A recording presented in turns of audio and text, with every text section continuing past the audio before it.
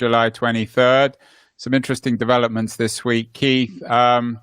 First, I know you weren't the co-founder of TechCrunch. There's some controversy about that, but you were certainly the first investor. And TechCrunch, as so often, is making headlines today. Ned Desmond, who's run the TechCrunch now for 8 or 9 years, announced his retirement. And I know, Keith, you think that in itself is an interesting piece of news, but also speaks to the challenges and opportunities for founders. Ned is a kind of model for how to do things right. So give me your analysis of both Ned Desmond's tenure at TechCrunch and what he should teach us. Well, Ned's been there 8 years. TechCrunch was founded back in 2005 by Michael Arrington. I was his partner in those days in Archimedes Labs, which I still run. And Mike, I think you got to start with Mike. Mike built a lasting brand. And even though he sold it to AOL in 2010, with a lot of help from Heather Hardy, who ran TechCrunch operationally for 2 or 3 years, he really built a lasting brand, mainly due to its impact on the way people think. And so when AOL bought it, normally, that is the start of the end, especially with AOL. And then when Verizon bought AOL and Yahoo, you thought it really has to be the end. and throughout that whole period from 2010, 11, I can't quite remember when Ned joined. 2012, because he's been there 8 years. Normally, like with Yahoo, when they brought in a CEO at that point, that was the end. And you thought, okay, Ned's the guy to close this down. But no, Ned has actually built TechCrunch from strength to strength. It now has 20 million monthly readers. Almost as many as this podcast, Keith, right? Almost as many as you and me, Andrew. And 20 million? You at least 20 million monthly. Its revenues are through the roof. Its reputation has grown globally through the things they've done in Europe, in China, and many, many other places. Lots and lots of hard work by people like Matthew Panzarino and Mike Butcher in the UK. But Ned has shepherded the whole thing and built a very coherent, consistent editorial team, an events team, and a revenue team. And, now he's moving on. I don't know if there's any story behind the fact that he's moving on, but he is moving on. And I think he deserves to be thought about and remembered because he did a great job. Round of applause for Ned. He's always struck me. I mean, this is the obvious observation that he's the anti-Mike. Mike was brilliant, but obnoxious and crazy and psychotic, and Ned seems a really normal sort of person. Is that fair? You're an insider. You see how these people operate. Well, Heather was an anti-Mike in that way. Even I was a bit of an anti-Mike in the beginning. I was kind of his partner and mentor in a way. So Mikes need anti-Mikes. Right. I don't mean that critically. I mean, there's a need for both. And is that a pattern? Is that an observation that you find in many startups, that the founder has to be an obnoxious genius like Mike, and the person to take it to the next level, a Tim Cook, needs to be someone like Ned Desmond? Yeah, I went through it myself as a young entrepreneur. I had a shrink session at the request of my VCs in 2000 when we were filed for an IPO at $1.5 billion. The company was Real Names.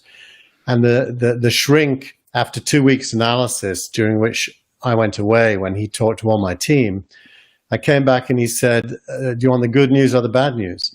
And I said, okay, you decide. He said, well, the bad news is the whole team hates you. And I said, okay, what's the good news? He said, the good news is they love you. Yeah. I said, okay, well, what do they hate and what do they love? They love your leadership, your vision, your ability to persuade investors to get behind you. They hate your management. And I hired Mary Burnside as the COO. I could have told you that. Anyone who's even spent more than 3 minutes with you knows that. So Ned Desmond, what's he doing now? Do you think he's going to stay in the startup world, or is he doing something more civically oriented? I assume he doesn't need to work anymore. He's made some cash. You never know, because he joined after it was acquired, and he was an employed leader. So that isn't always true, but I'm sure he's fine. His wife, who's a wonderful lady, is very challenged with her sight. Oh. And he is doing a project now that will help people with some very specific issues to do with their eyes to be able to navigate the world better. So he is doing something civic-minded as a pro bono, not-for-profit thing. So coming back to TechCrunch, I know they have great audience and numbers and all the rest of it, but are they really relevant, Keith, in the startup world? Or are they just kind of cosmetic garbage? I always thought, every time, I mean, I've worked with TechCrunch in the past, and the worst thing about them is that they seem to often just repurpose PR statements and just put a certain kind of gloss on them. Well, they certainly miss the cutting insight of a Michael Arrington, and the acerbic, I don't care what you think of me, I'm going to tell you what I think of you kind of attitude, which he was very good at, both on the upside and the downside, by the way. I can remember him interviewing the CEO of Yahoo and asking her to answer the question, what is Yahoo? And grilling her on stage. So they're definitely missing that. But Matthew Panzarino is no plan B. He's actually a very, very solid journalist and editor. The bigger question is anything any more relevant to startups? Because that whole media, whether it's TechCrunch or Vox or any of them really, The Verge, Kara Swisher, they've all become professionalized and seeking to monetize. TechCrunch was real. It cared. It didn't really care about making money as much as it cared about telling the story. And that can only last for so long, but that has definitely gone. And insofar as there is anything like that still around, it's things like Hacker News. Well, I would say actually that what's and it's very ironic. The new TechCrunch are honest VCs like Brett Feld, who are not trying to do any kind of selling and who just simply tell the truth.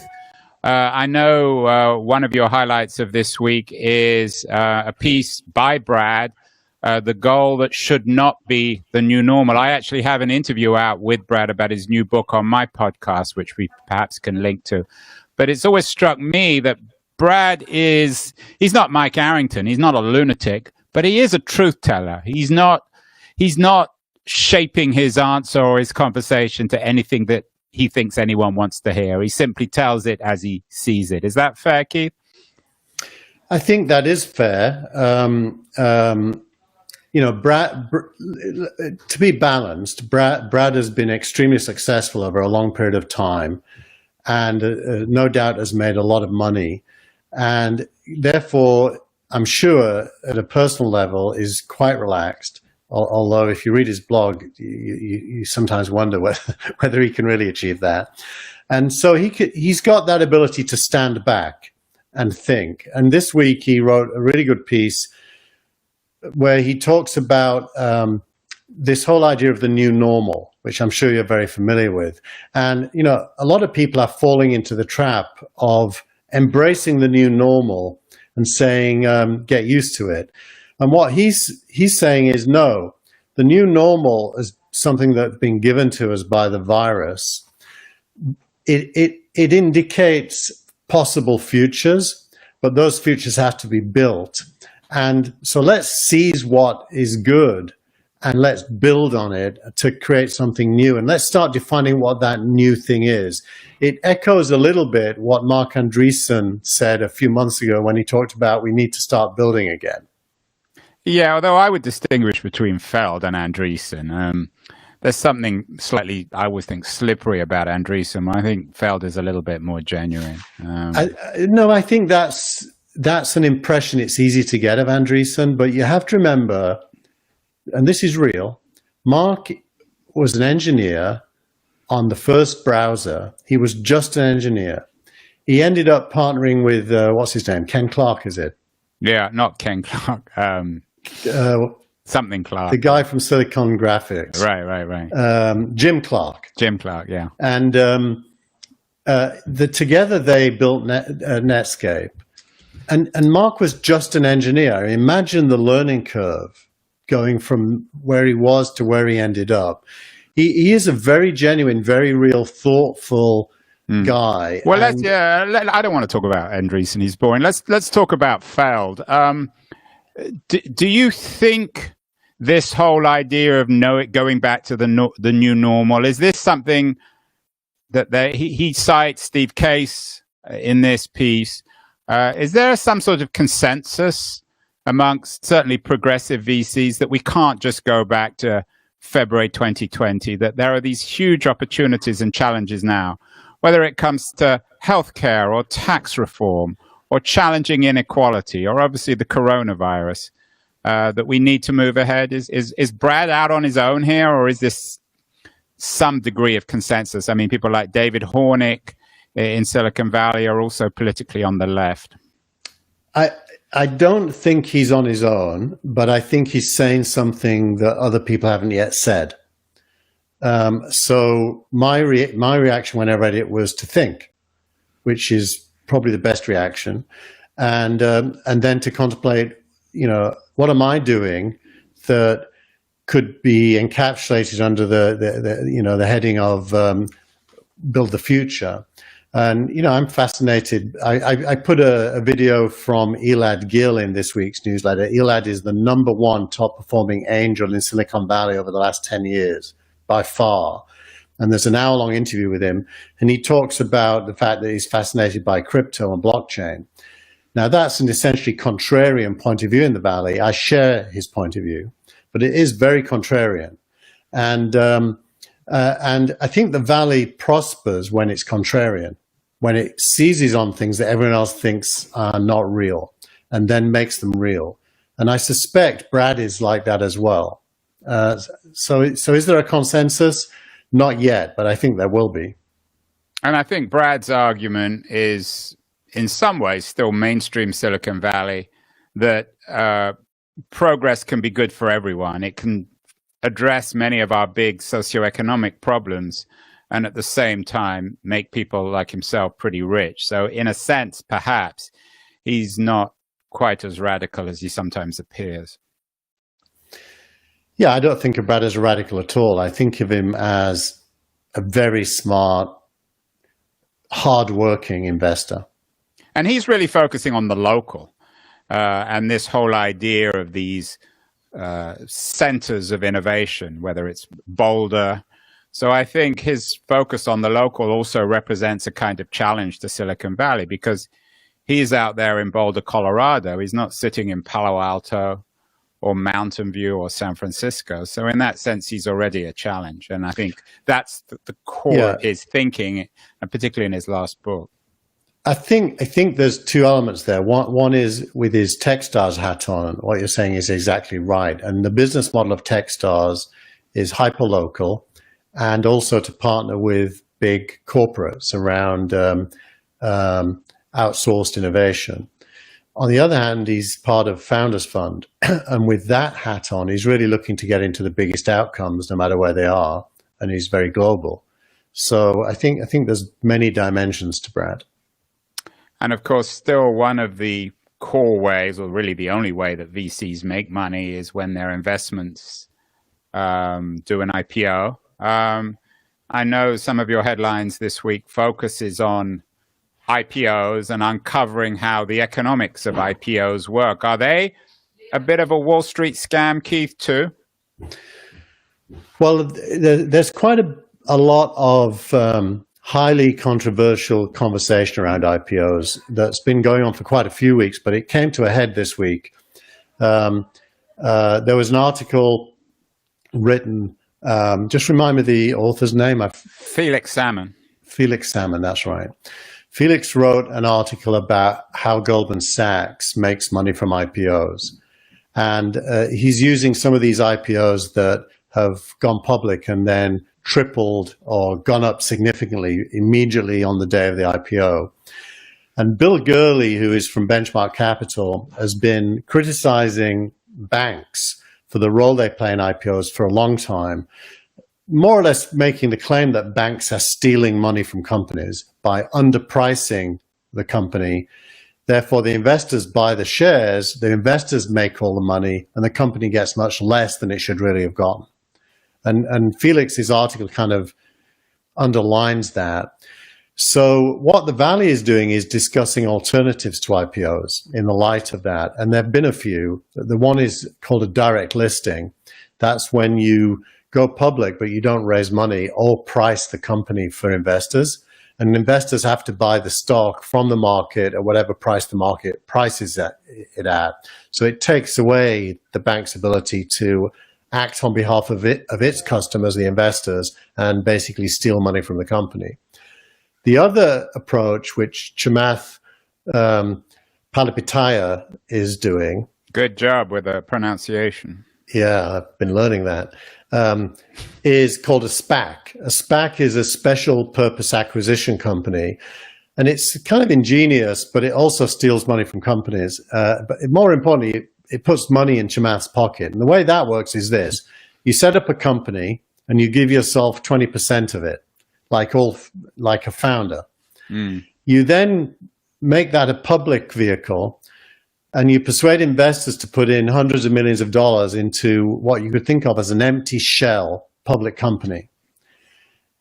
Once you've done that, you've got a public company with hundreds of millions of dollars in the bank. You go and acquire a late stage startup and you take it public by merging with it. Virgin Galactic is the latest example of that happening. Yeah. And at the end of the day, you end up with 20% of a public vehicle with a real company inside of it, which goes up in price. So the argument is it's good for the founders, it's good for the investors, and it's good for the company. Yeah, but it's very much the new normal of IPO, of VCs getting horribly rich in complicated schemes that no one really understands. So I'm not sure that it's growing. This week, Ribbit Capital just announced a $600 million SPAC. A venture fund announced a SPAC. So that means they're making a bet on acquiring. Instead of investing in a company, they're going to go and acquire one. I wonder what Brad Feld would think of that. We'll have to have him on the show to We must ask him, yeah. But certainly the more quote-unquote ethical VCs, I think, would be troubled by this, aren't they? No, I don't think so, because...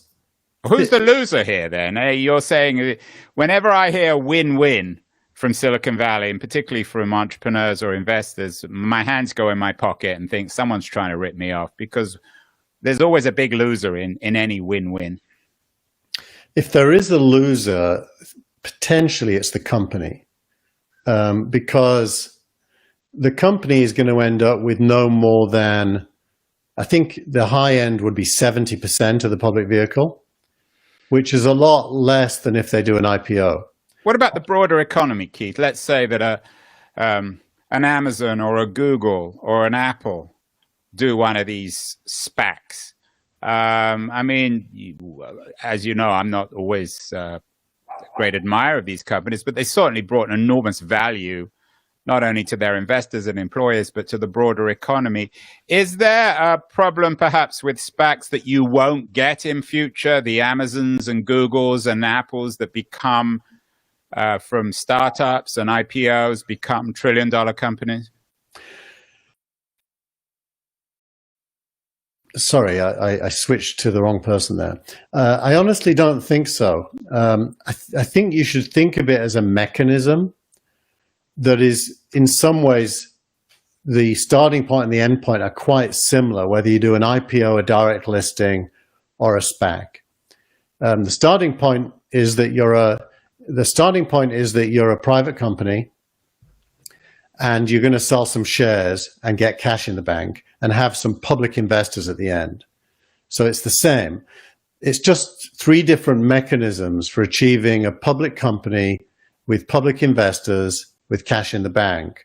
And you can argue the toss about, on the margin, which one is the most efficient at valuing properly. And for different reasons, I'd be interested in a SPAC just because it gets rid of the IPO roadshow and having to deal with banks and investors. I'd be interested in a direct listing for the same reasons. On the other hand, if I was growing like crazy, I probably would put up with the bankers and the roadshow because I'm going to get a higher valuation if I can tell my story. So I think you've got to be tactical, not too dogmatic about this. Yeah, I'm sure we brought up Andreessen earlier. I don't think he was a great fan of Jim Clark's roadshow for the Netscape IPO, which was, of course, the key IPO in terms of shaping contemporary Silicon Valley. And I also assume that, Google, when they did their IPO, or Facebook, they were all hyped of changing the system of doing things differently, but presumably they didn't. They didn't really change the rules, their IPOs, did they? No, I mean, there were some strange things in all of them. Google had two classes of shares. I think Facebook, it had at least two, one of which was wholly owned by Mark Zuckerberg and gave him complete control over the company. Surprise, surprise. Well, that hasn't worked out so well, has it? For him, it's fine. No, not for the rest of us. Anyway, we don't want to have a Facebook conversation. Finally, Keith, lots of people are certainly pre-IPO. They may even be pre-funding.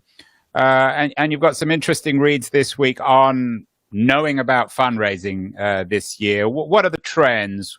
Is it blockchain? Is it AI? Is it something else? Where's the money going this year? Well, I think the first thing to say, my wife Jenny has a piece in Crunchbase about European investing, and she makes the point that it's gone down quite a bit. So the first thing is there's less money, as you would expect, going into companies.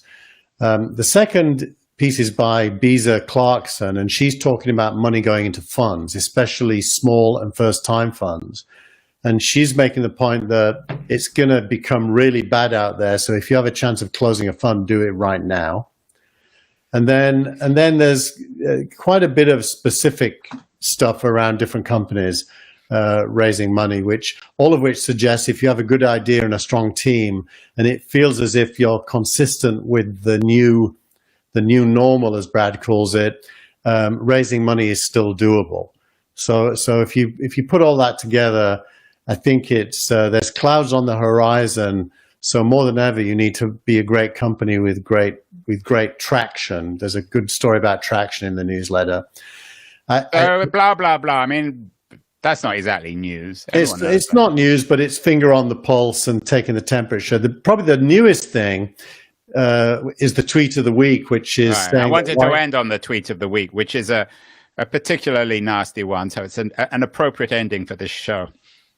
Yeah, the tweet of the week basically said, and it's from an entrepreneur who went through the Y Combinator program, basically, as they say, pissing on the table that we all eat from, saying that Y Combinator has lost its soul. And in a very long series of tweets, maybe 30 tweets, in great detail, pointing out why it's lost its soul.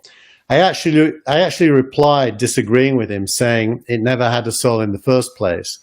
It was always a business model, a really good business model that Paul Graham and his wife came up with, that worked for Y Combinator, but it was always, the nearest equivalent for a startup founder is being a chicken in a chicken farm in a cage, expecting to lay eggs whilst the master stands below looking for a golden egg from all these hundreds of chickens.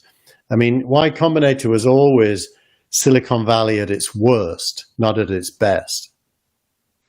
Is there no organic equivalent of Y Combinator, Keith? The Valley as a whole is the organic equivalent. Getting money from angels, from seed funds, having to pitch, having to go through all the stages, from the concept to the proof of concept to the minimum viable product to the first revenue, to product market fit, and to growth. There's no shortcut to that. And what YC tried to do is herd sheep, cattle, chickens, whatever you want, into a single space, looking for the good one. And, seeding that with small amounts of money all around, and 99.9% fail, and then rinse and repeat. Is that a metaphorical number or a real number? No, that's real. So for every 1,000 Y Combinator investments, only one comes through? Well, there's probably a curve, but well, one you just really said good 99.9, which means that 999 out of 1,000 fail. Is that right? Well, I believe that is exactly right. And now I'll go and do the numbers for next week, but we already know that 70 to 80% of seed-funded companies never get to the next round. In general, that's in the whole ecosystem. And that there's a bigger story underlying that, which is seed money, venture money, and growth money. There's now, a valley of death in between them all. So what does that tell us, Keith? What it says, I think, when we go back to the beginning, is as Levi Strauss figured out in the 19th century, is sell the spades, do a tech crunch, and don't do a startup. Cover the startups. Is that fair? Mike had it. Mike understood it better than anyone. No, I think that's wrong. I mean, my original advice to Mike was don't do TechCrunch because the outcome will be too small for the 5 years effort you're going to need to put in. I still believe that was good advice because Mike is so smart, as he's proven since, that those 5 years put to almost any use would have produced more outcome than TechCrunch produced in terms of money. But what it couldn't have produced is Mike's sense of achievement, which was huge because he really did bust a gut doing that. And so I don't want to take anything away from him. But there's always going to be stories. And I mean, finally, you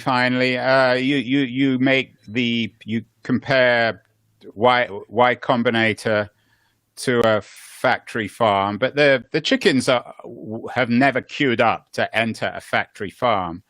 And the chickens are queuing up to get Paul Graham's money. And that's not changing. Everybody a bit of Paul Graham and the credibility that lends itself. So I'm still not convinced of either the factory farm analogy with Paul Graham or the fact that the best thing to do in this world of uncertainty and 99.9 failure is cover the story rather than be the story.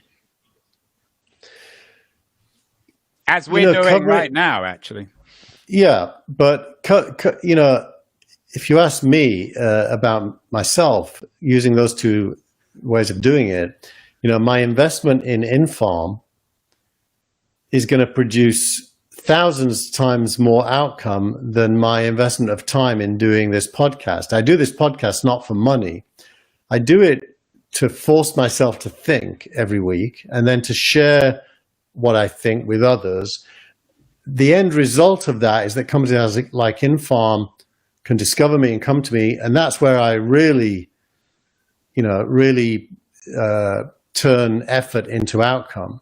So it's all connected. I wouldn't choose one or the other. They're all connected, any more than I would chastise Paul Graham. Paul Graham is an amazing entrepreneur who did great things, but as a founder, I wouldn't apply.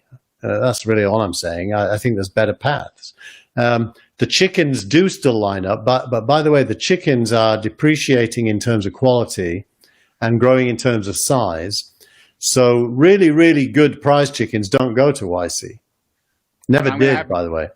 I'm going to have my chickens now for lunch, Keith. As always, an honor and a pleasure. And I will see you again in the last Thursday of July, where no doubt there'll be many other stories to cover in That Was the Week. Thanks, Andrew.